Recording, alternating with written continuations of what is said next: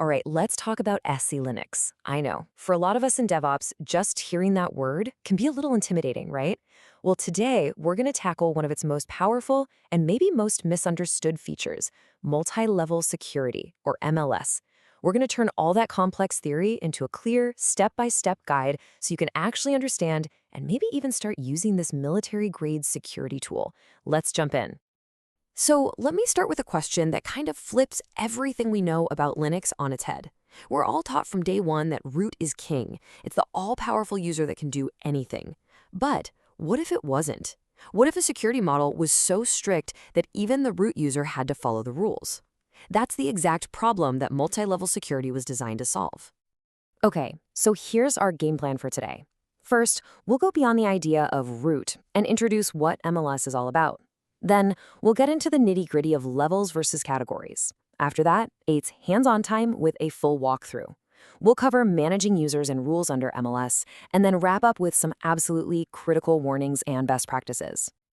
All right, let's dive into our first section, introducing MLS.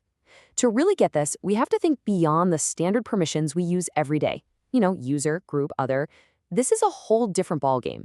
It's a much more rigid and structured way of looking at security. So, at its core, what is MLS? Well, it's all about one thing, controlling how information flows. It's built on a principle with two really simple but incredibly powerful rules. No read up means if you only have confidential access, you can't just peek at a top secret file. And no write down means someone with top secret access can't just copy that info into an unclassified public document. It's all about preventing data leaks, whether they're accidental or on purpose. Okay, so how does SE Linux actually pull this off? How does it enforce these strict rules? Well, it uses two main building blocks, what it calls levels and categories. And honestly, if you can get the difference between these two, you've cracked the code to understanding both MLS and its more common cousin, MCS. This is where it all starts to click. Think about MLS like a military clearance system. It's all about hierarchy. Top secret is always above secret, period. MCS, on the other hand, is more like a typical corporate office. You've got the finance department and the HR department. They both need their data kept separate, right? But one isn't higher or more important than the other. They're just different categories. And here's that hierarchy in black and white. You can see everything gets a level, from S0, which is basically public, all the way up to S15 for the super sensitive top secret stuff. Just picture it like a ladder. If you're cleared for level S1, you can look down the ladder at S0 data, no problem.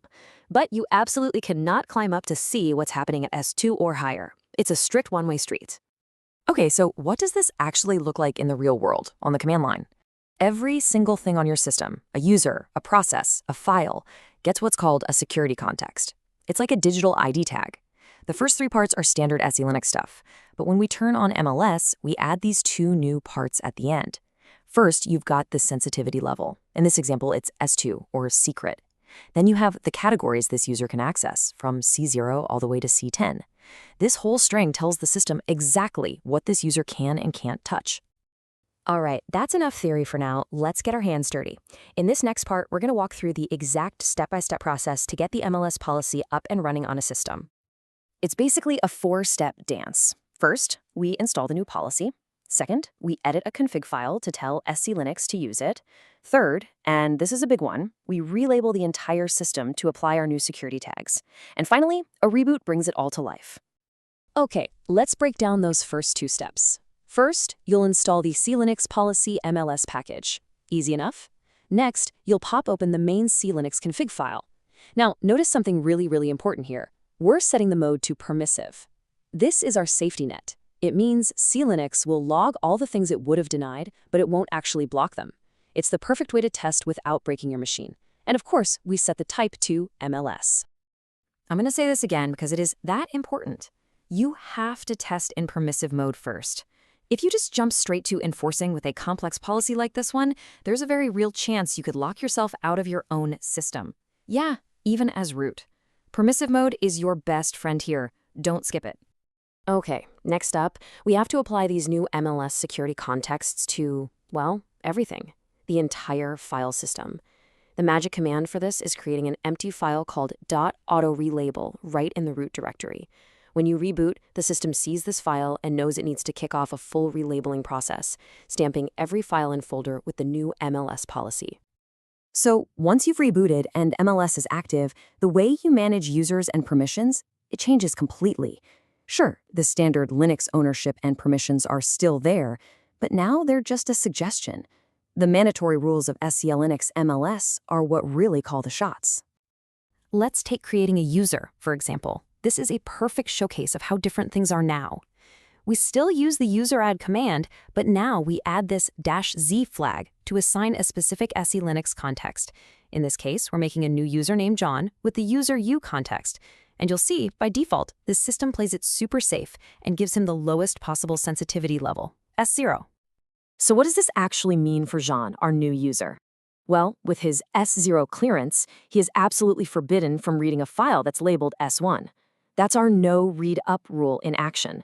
And on the flip side, a user at S1 would be blocked from saving their work into one of Jean's S0 files. That's no write down. It's that simple and that rigid. And this right here brings us all the way back to that first question we asked.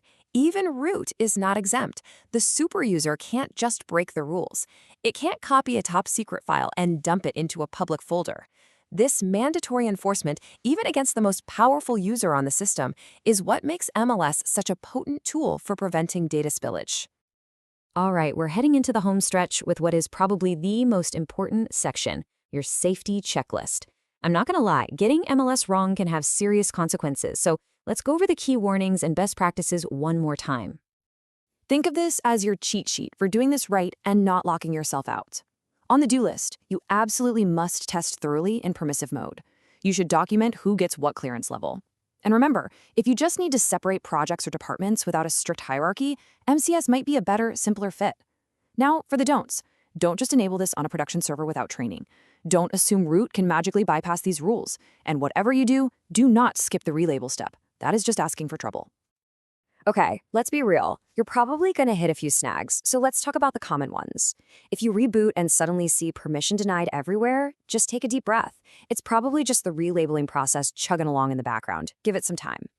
If users can't log in, you need to check your SE Linux login mappings. And if a service like your web server won't start, it probably needs some specific tweaks in its policy to play nicely with MLS. Your audit logs will be your best friend for figuring this out. So to wrap it all up, let's do a quick flyby of the entire workflow one last time. Step 1, install the policy. Step 2, configure it for permissive mode and the MLS type. Step 3, trigger that relabel and reboot the system. And Step 4, the most critical part, test. Test everything. Create users, try to access files, check your logs, and make absolutely sure it's all working exactly as you expect before you even think about flipping that switch to set and force 1. If you remember literally just one thing from all of this, please let it be this golden rule. MLS is serious, military-grade security. You have to respect its power. Always, always start in permissive mode, make sure you understand the model, and never, ever enforce it without testing it completely. And that's a wrap.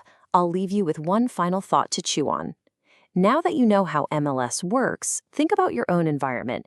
Is there a process, maybe a sensitive database, or a specific application that could really benefit from this kind of strict, bulletproof separation? Thanks so much for joining me today.